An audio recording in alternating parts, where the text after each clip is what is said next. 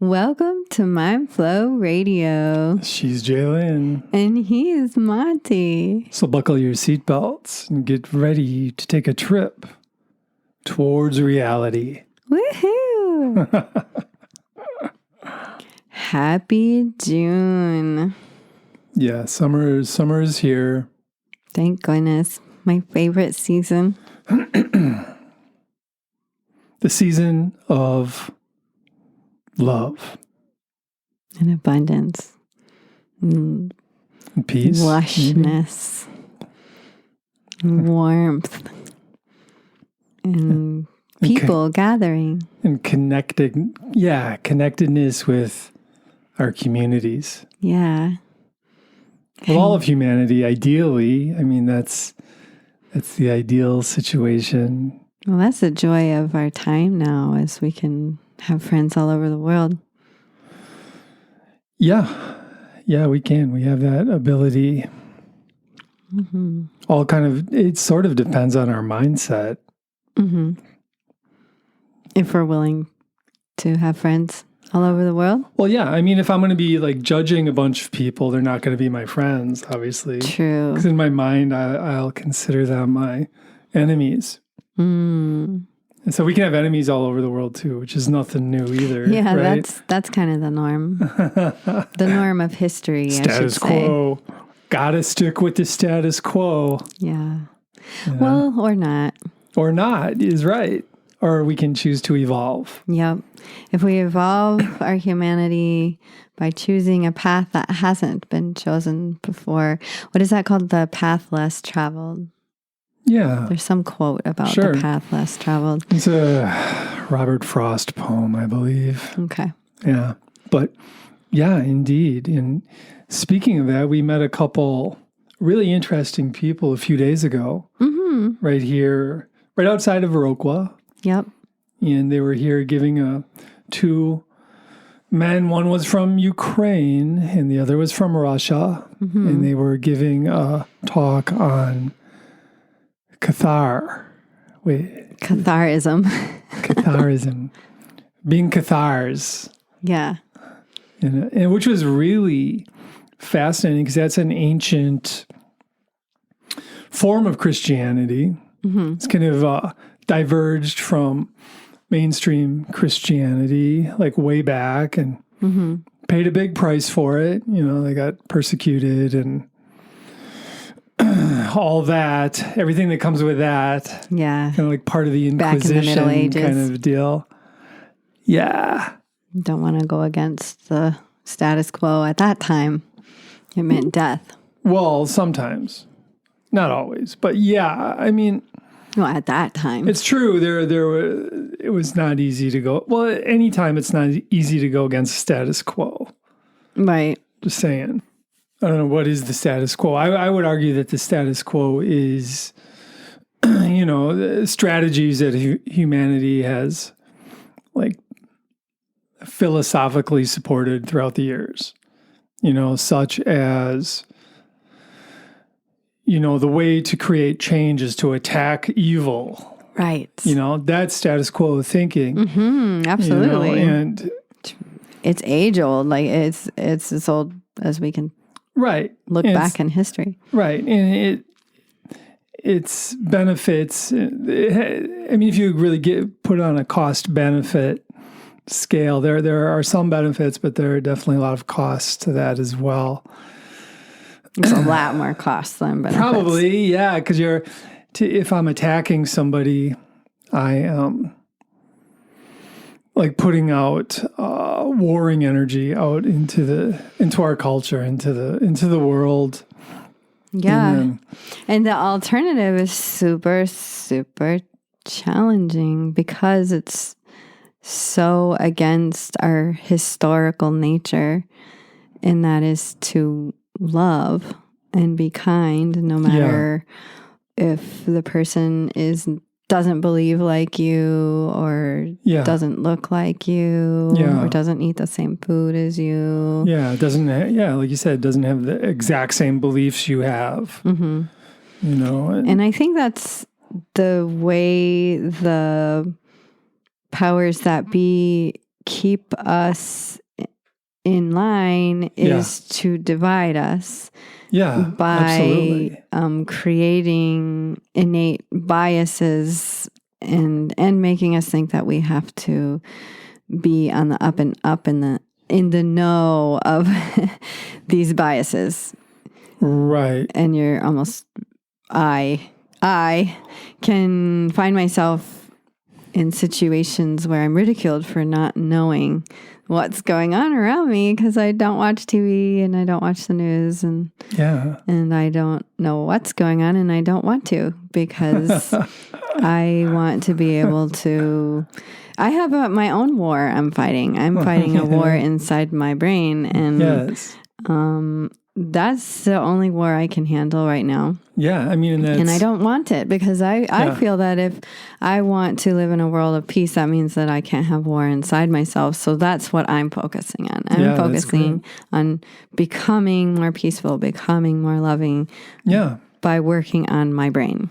Yeah, that's it. Becoming more kind. I mean, these guys, these Cathars, that's their philosophy. Is the way to world peace is just becoming more and more kind every day. Mm-hmm.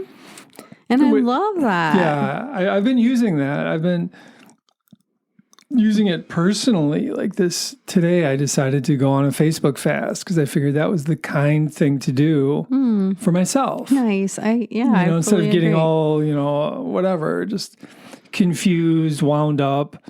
Just having a cluttered mind is not very kind to me, for me. Because I know what it's like not to have a cluttered mind. I've trained a lot and I understand what that means. And I understand that if I look at a bunch of YouTube and Facebook and news, look up the wars and et cetera, which I can do, fairly often or in the recent past. And then what happens is my mind gets cluttered. And then what happens? And scattered. Guess what?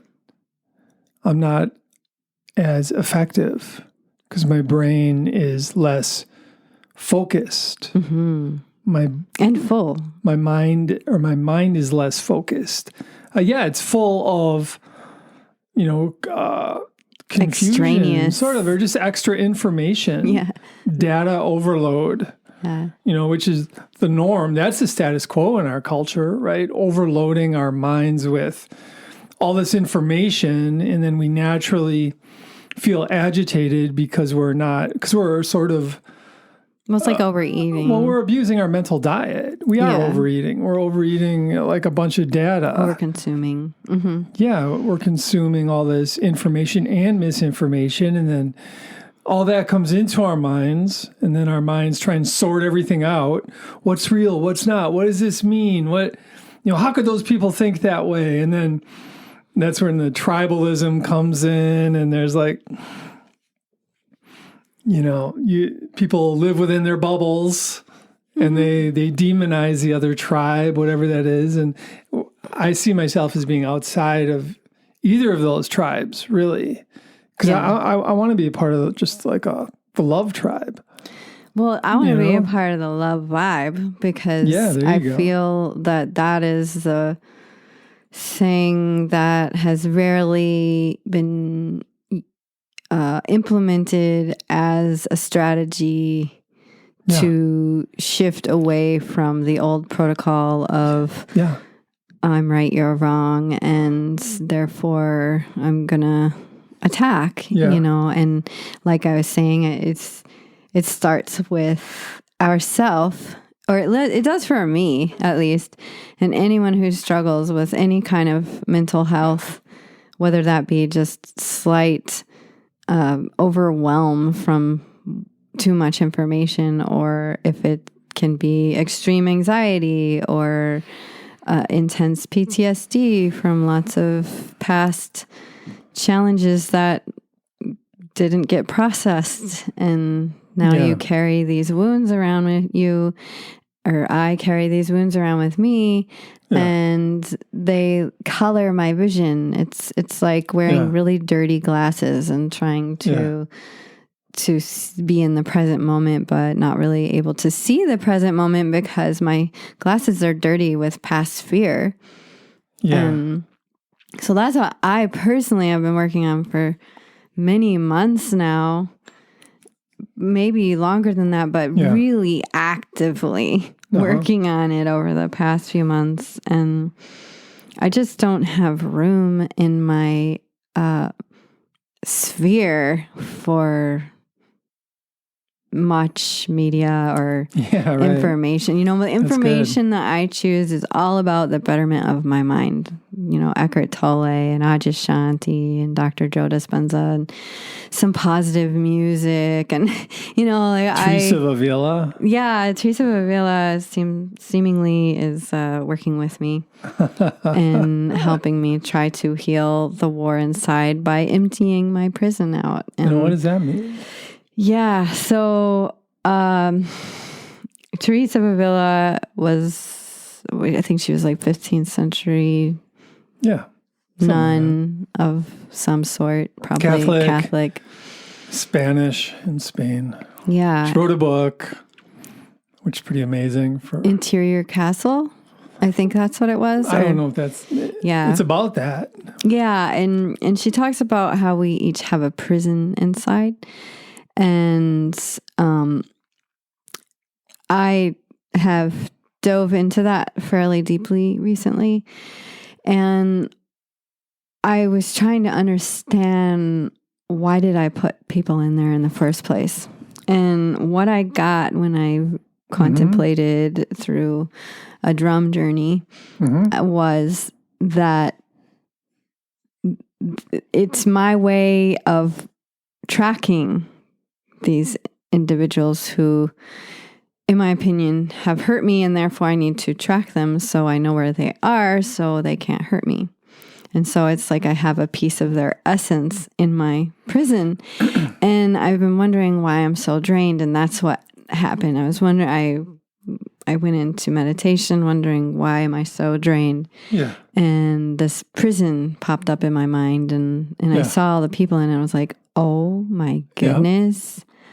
What do I do? Yeah.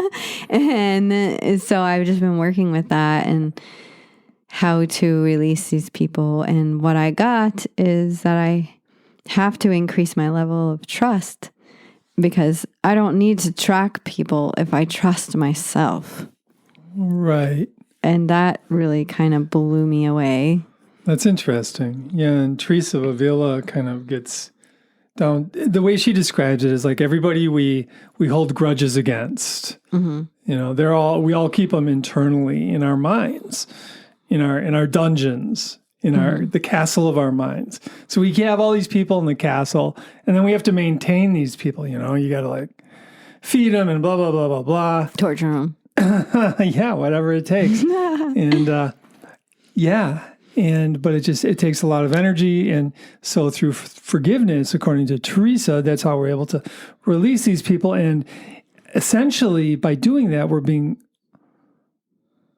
kind to ourselves. Oh, yeah. And it helps our psychological wellness and it helps our being able to be clear and like manifest a better world. Because that's what we're really talking about when because culturally speaking, how many people have like all these politicians in their prisons, in their minds, you know, politicians and neighbors and just like all the, you know, whole groups of people, you know, and it just takes all this energy and all this effort. Yeah. That's so a lot draining. Of mind effort. And that's a good way to be stuck in the status quo. You see, it's like, but then there's other people who want to actually manifest a better world, who want to manifest a world where we're actually kind to each other and we have compassion for each other. And that takes energy too. And we only have so much energy. So where are you going to put your energy? Well, and I would suggest that the more people we can release from our prison, the more energy we have to manifest. That's what I'm saying. Cool things. That's what I'm saying. Like, we only have so much energy to work with. Right. And if we are unknowingly spending our daily allotment on our prison, then there's just not much energy to even contemplate manifesting. No, and then our minds are like, and we reinforce that through like living in our bubble and through the media, whatever kind of media we're into. If you're into media, you're into some sort of media. And all the media is skewed, I believe. And it's all meant to harvest our energy. Well, it's meant to sell things, and it's meant to keep people rich. It's probably more about if we stay drained, then we can't really do anything. So no, that's right. I mean, because we're so busy fighting with other people in our minds and in the real world, and just throwing out negative vibrations and hateful vibes. And then we wonder why the world is hateful and we hate it more. And one of the things that doesn't make sense.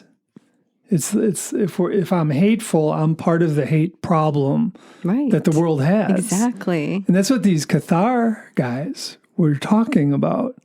How if we can just find that peace and love in our own minds, how it can spread and how humanity actually can evolve past, its current state of conflict. And I have been focusing a lot on a few teachers, and one of those teachers is Dr. Joe Dispenza. And one of the things that he talks about is waking up in the morning and saying, what would love do today? So I've been really working with this question, what would love do? And I don't just do it in the morning. I do it whenever I'm getting annoyed or whenever, and I wish I could say whenever, but whenever I remember when I'm getting annoyed to ask the question, what would love do? And I'm literally thinking about getting it tattooed on my hand because I really believe, I've been believing this probably since Mindflow Radio began, that love is the answer and that the way through is to not debate and not have a side and not, but to well, anyway, I wanted to say that recently I did there's this journaling therapy that you can do where you just free write. And so I wrote, what would love do? And I just started writing. And what came out was so fascinating to me when I read it back to myself.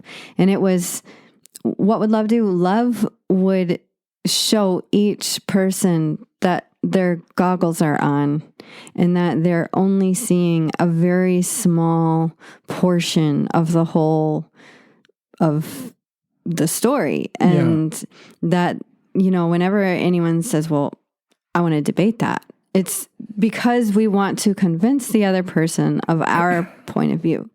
And it's like, okay, I'm looking at the northwest corner of the house and there's a little Snoopy and a candle holder. But you're looking at the southwest corner of the house, and we could be saying like, no, the house has a Snoopy and a candle holder. And you could be saying, no, the house has trees and we could just sit here and argue. But really what the thing is that we're facing different directions, and there's a whole bunch we aren't even seeing. We're just focusing on these two small corners. Right. And that was the sum of what I got is love would reveal the narrowness of our vision and encourage everyone to take their reduced vision glasses off and see the whole and realize that I'm right, there is a Snoopy and a candle holder, and you're right, there is a curtain with trees on it.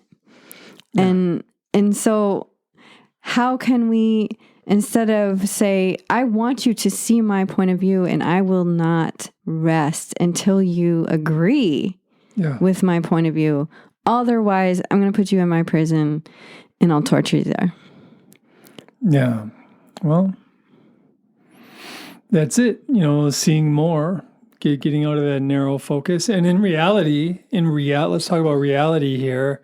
You look and you see your candle holder, and I look and see this curtain with trees. But in reality, energy is actually there. I mean, we can't see reality, is my point. Yeah. You know, we can only see the human perspective on the moment. So, yeah. I mean, just a little bit of humility goes a long way, you know, and we just tend to be so arrogant. I have all the answers. See, I follow these experts, and then I mean, that's the way humanity's been throughout the years, throughout history. Every age, the scientists are like, oh, we're at the pinnacle now. You know, we know everything, you know, and then, 50 years later, it's like, oh, they didn't know hardly anything. And that's the way it's going to be 50 years from now. Right. You know, and the piece that I think is very interesting is I think that in our DNA, we tend to position ourselves behind these strong status quos out of the desire to survive. I think that's the deeper, unknown, unconscious reason, because the people who have stood up against it in the past history have been killed, tortured, made into... Not always, Well, I mean, think about... I am so bad with historical facts, but the person who realized that the earth was round, he was totally persecuted. Well, that's possibly true, you know, but sometimes and standing he was right. up... Well, yeah. Well, sure. I mean... And that goes on and on. Life is challenging no matter how you slice it. If you're just going to buy the status quo and buy that philosophy, that's painful too. I'm not saying that it's like you can buy it or not. I'm saying that it's unconsciously a part of our survival strategy. Yes, to be obedient. Yeah, because then you're less likely to be tortured and killed. Right, because you're obedient to what the masses are saying and what the leaders are saying. And sure, that's natural, but there's a lot of suffering with that. There's suffering with obedience. I mean, I'd rather suffer the suffering of trying to have compassion for everybody, you know, because there's suffering. I agree. I mean, that's not easy, but it's doable. I mean, it's for me, it's kind of easy just because I've practiced it for so long. I mean, why not have compassion for everybody? Why not have compassion for all the politicians and all the billionaires and all the poor people and all the homeless people and all the middle class people? And doesn't that make sense to have compassion for these folks? Well, yeah. I mean, it's just not I mean, it makes sense if you rise up out of the historical ways that things have gone down. We're creating a new type for sure. I'm just saying that there's, for a lot of people, I feel like it's very scary to even contemplate the idea of having compassion for everyone. Yeah, right, because it's foreign to them.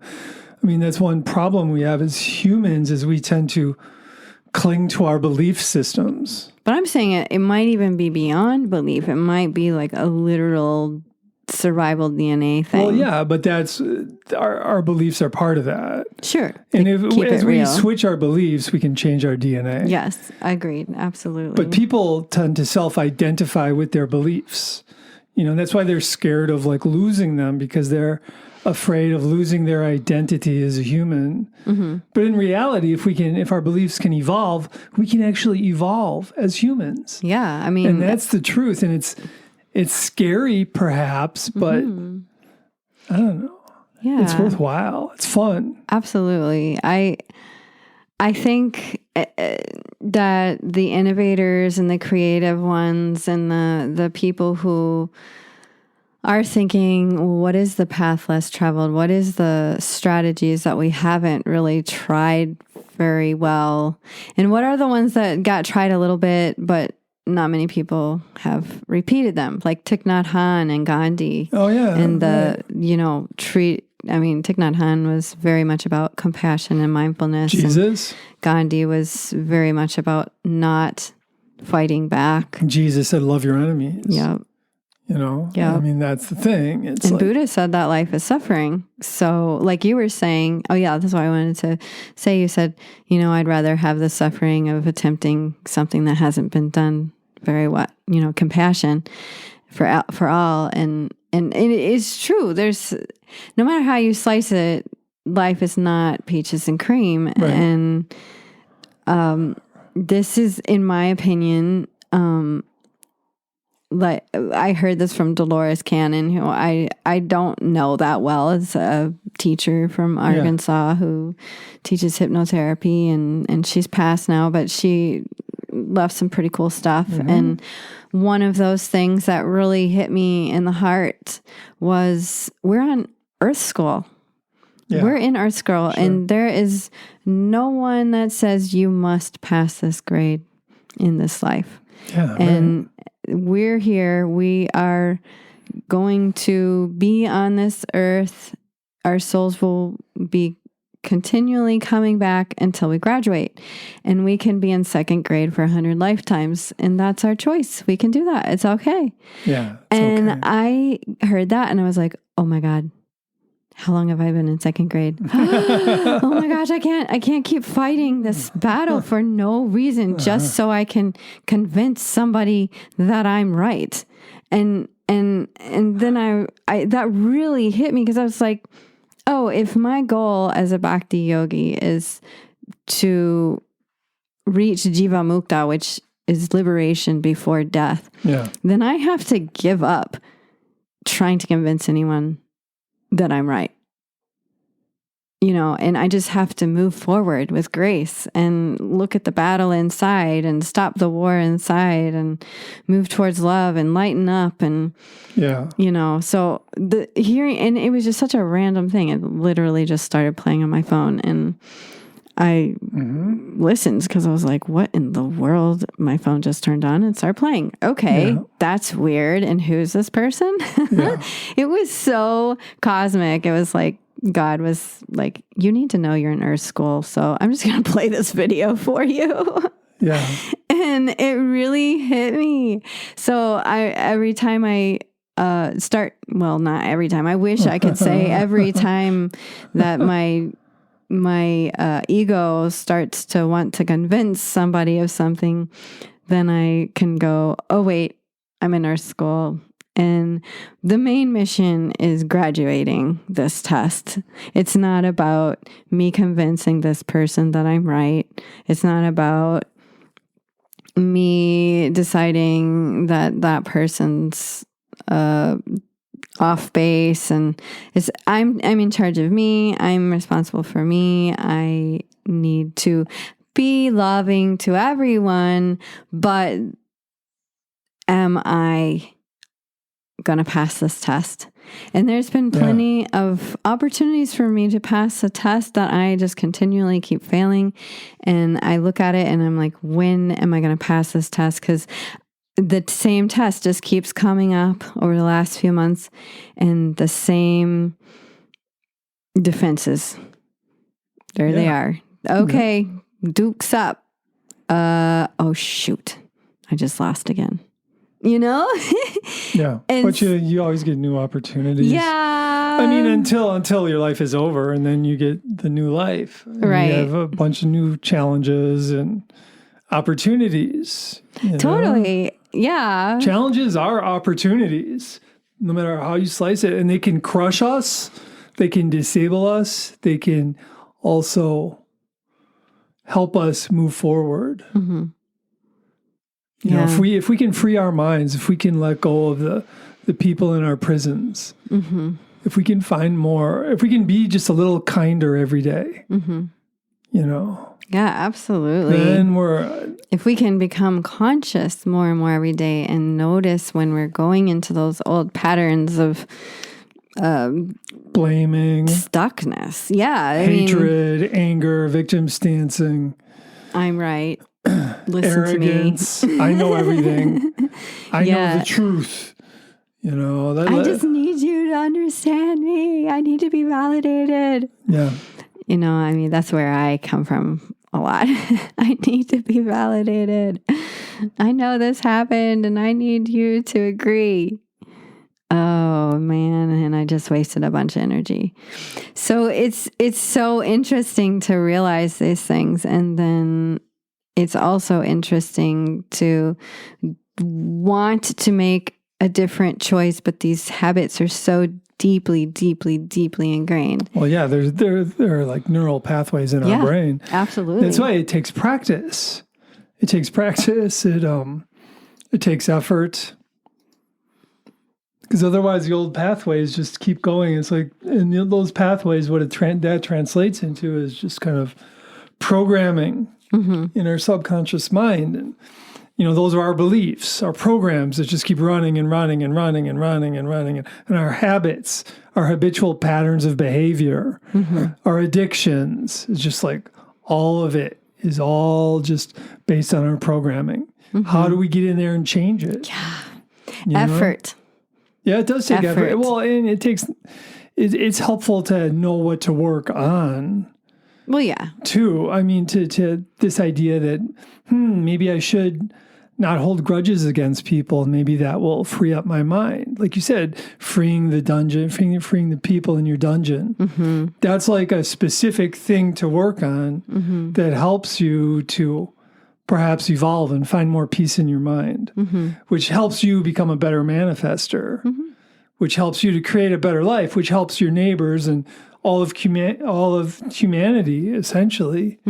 So by being kind and wise to yourself, that is the end. And that's what these guys, these Cathars, were saying. They're talking about if we get enough people to be peaceful and to align with love, that all of humanity will evolve. Agreed. I think, we're probably destined to evolve eventually. And it's just really interesting because my entire life, people have like just scoffed at the idea that, that people could be peaceful. Basically, so, we can't, you're so ignorant. We can't be peaceful. There's no way. Look at history, It's like, well, did you ever hear of a quantum leap? Why are you so sure that we just can't take this quantum leap into a new way of being? And actually, there's a group of us who are working on that right now. Absolutely. And it's pretty fun on top of everything. It's lighthearted. I feel like we should have a song here, and I'm feeling like it should be Free Your Mind, considering that you have been really talking about that. So please enjoy, and we'll continue in a moment.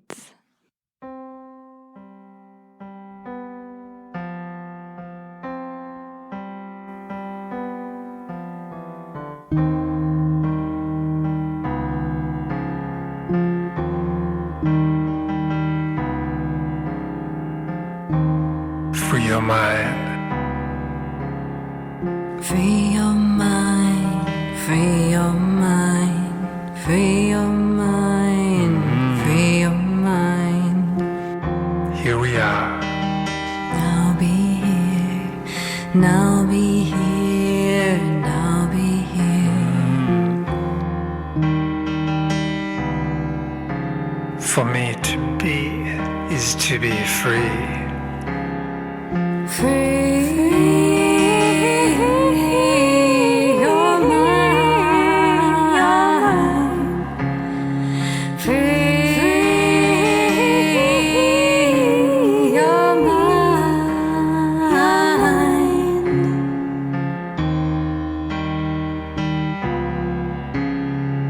Now be here. Now be here now, now be here.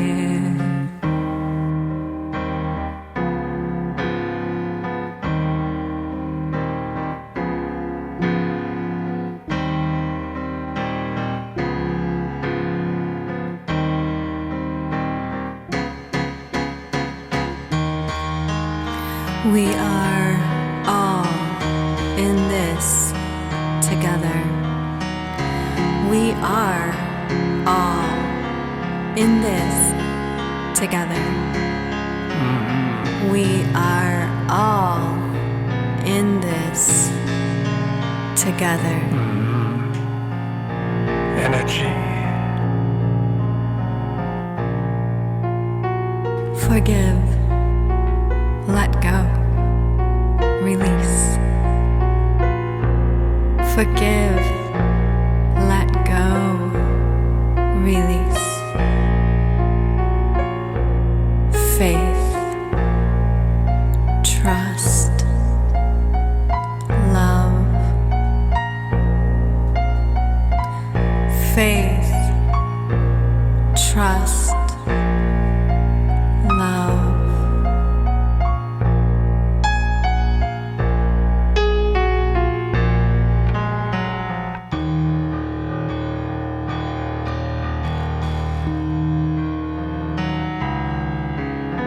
I am grateful for everyone.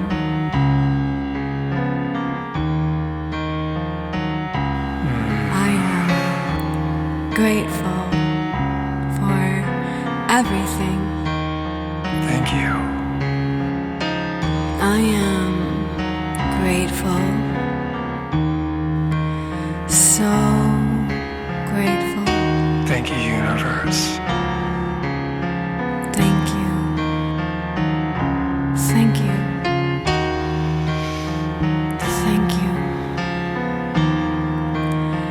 I am so grateful for you.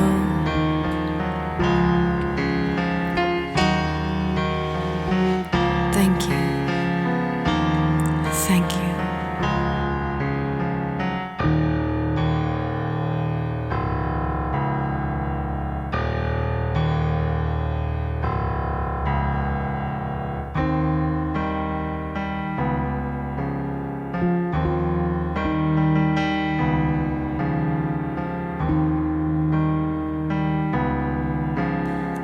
Free your mind, free your mind, free your mind, free your mind, free your mind, free your mind.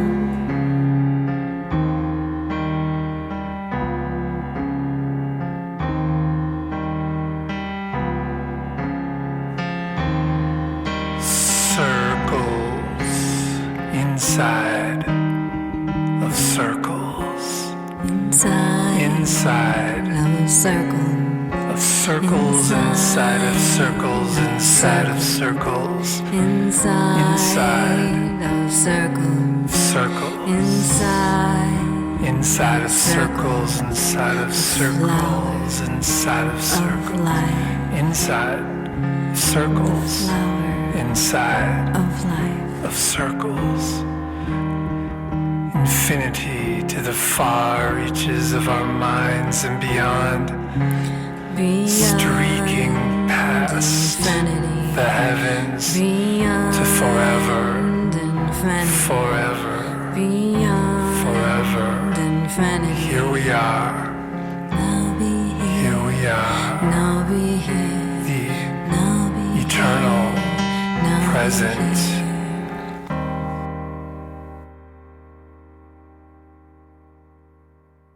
Yeah, so we're back.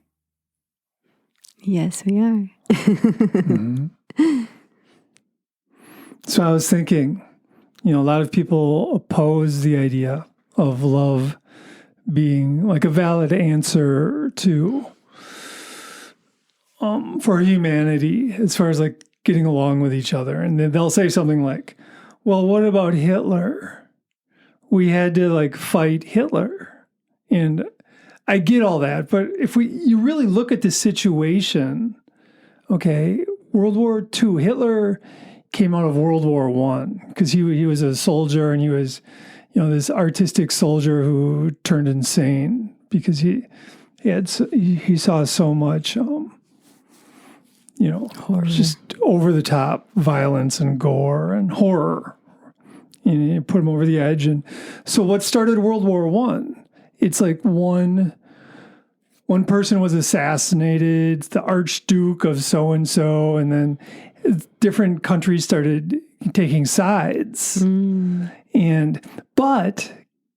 But if the people of these countries, if the people of France said, no, we're not going to fight. If the people of Germany said, no, I've got nothing against these people, from France, I'm not going to fight them. If the masses actually stood up with love, it wouldn't have happened.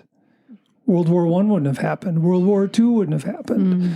So it is possible. You kind of, when you work with love, you stop the situation before it even gets started.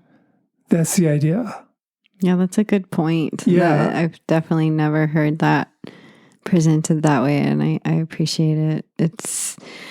I have found from my own inner war,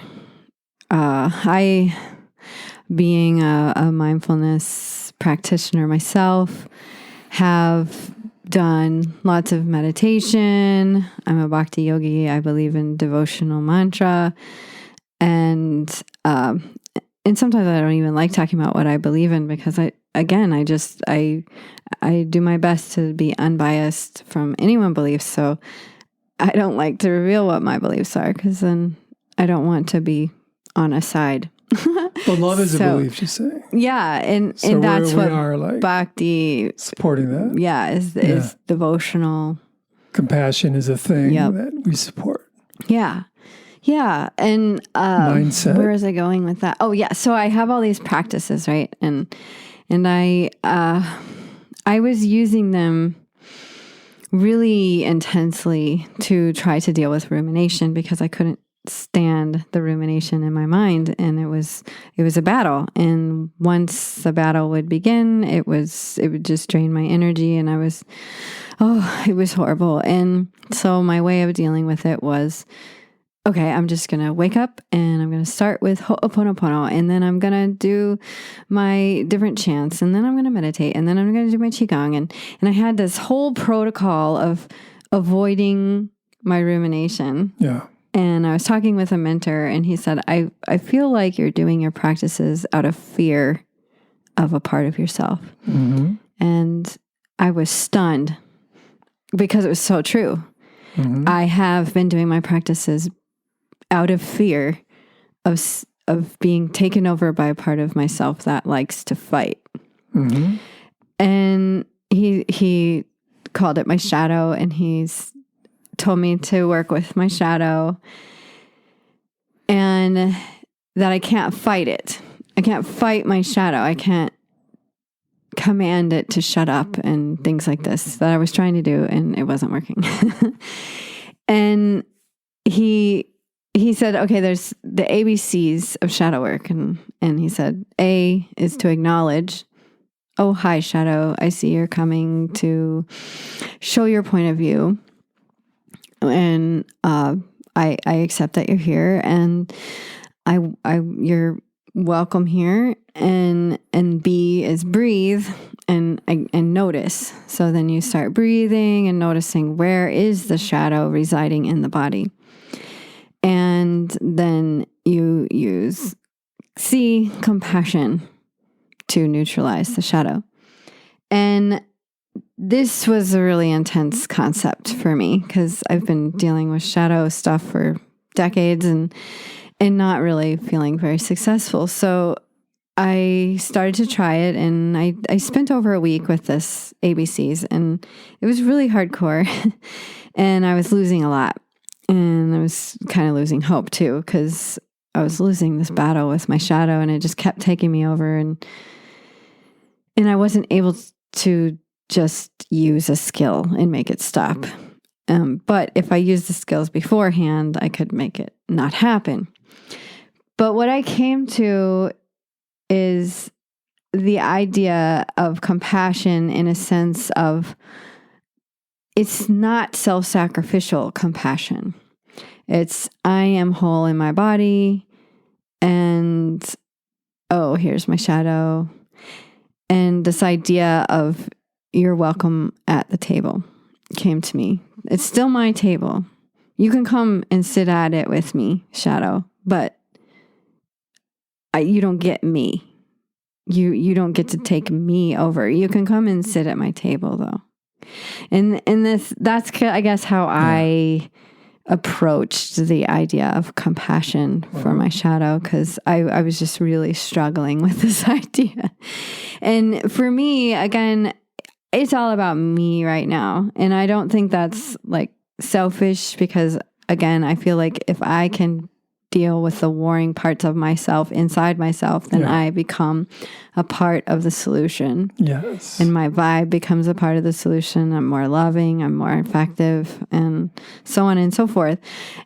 Maybe not everyone has such an intense shadow, and you can just work with the idea of compassion with people who annoy you, you know? So I guess that's my little spiel on the need for approaching these things a little differently, instead of, I'm going to fight my shadow. Yeah. It's like, okay, I've done that and it doesn't work. So I'm not going to fight my shadow, but I'm not going to let it take me over either. Well, thanks for sharing. Mm-hmm. Yeah. Good job with all that work you're doing. I know it's not easy. No. And thanks for putting up with me while I'm doing it. Because I know that's not easy either. Well, that's the thing. Growth is difficult, but stagnation is difficult. Painful. Yeah. Stagnation is super painful. It's worse. It is. It is. Mm-hmm. You know. Yeah. What tip would you give somebody for approaching compassion? I would say just explore it.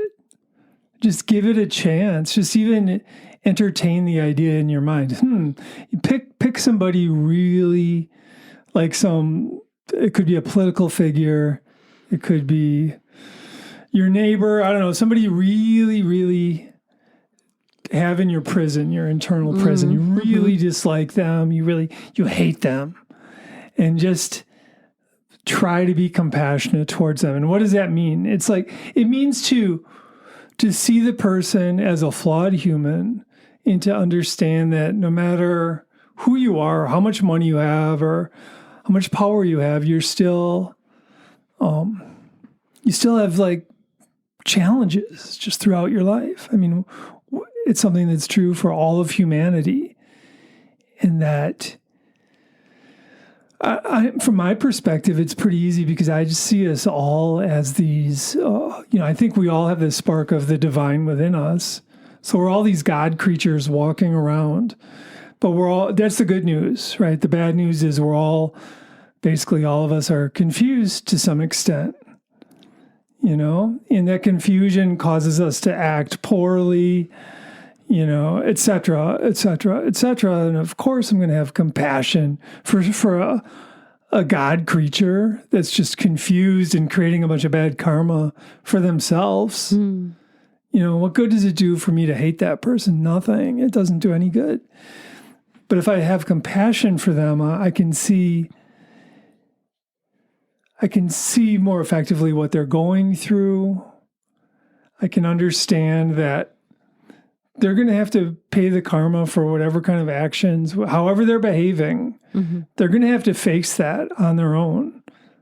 And it's not easy for any of us.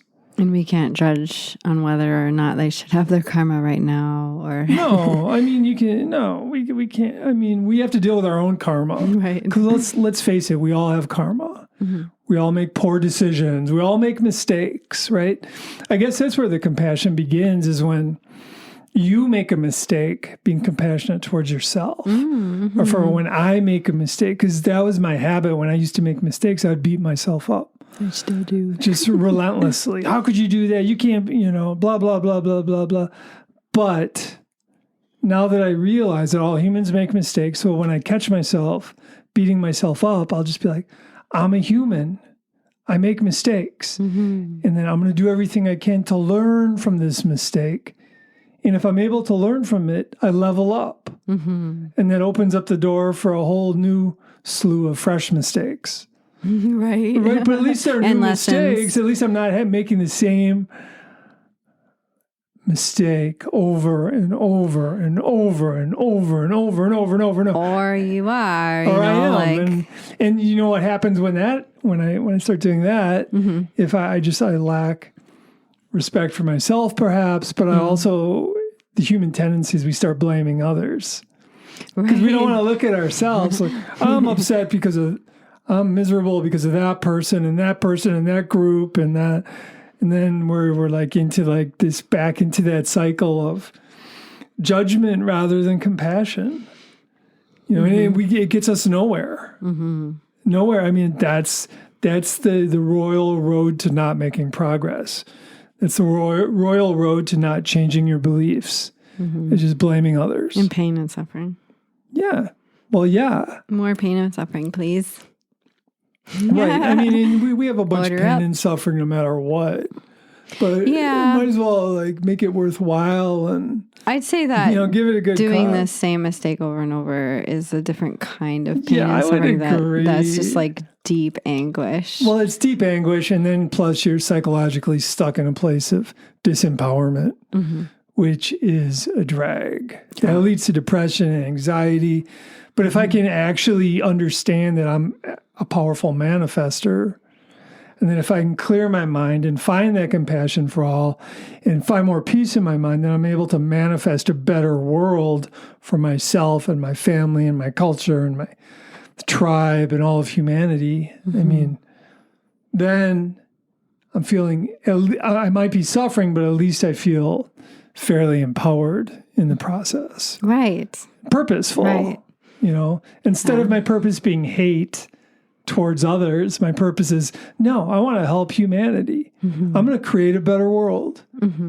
Be a part of the solution. That's what I think of for myself. Yeah, part of the my solution. main goal is to be a part of the solution. Right. Not the solution, just a part of it. Right. And there's a whole bunch of us that feel that way. Yeah. And that group is growing all the time. Yeah. Yeah. So I want to thank everyone for being with us for this last chat and Mindflow Radio, June 2024 edition. And we're going to play one more song for you about everything is made of energy. We are energy. And if we surrender our resistance, then we can excel. So I hope you have a beautiful June, and I hope that we have shaken up the mind enough that you are intrigued to contemplate and consider facing the shadow, being more compassionate and loving to yourself and everything and everyone around you. So be well and enjoy.